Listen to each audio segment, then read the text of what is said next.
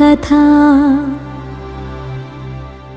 అంతేనేమో అంతేనేమో అంతులేని వేదనేమో ఆడపిల్లను కదా. మళ్ళీ తిరిగి అడుగేసేది వచ్చిపోయే చుట్టూలానే. నేను పుట్టి పెరిగిన ఊరికి ఇంకా పైన పొరుగురిదాన్ని.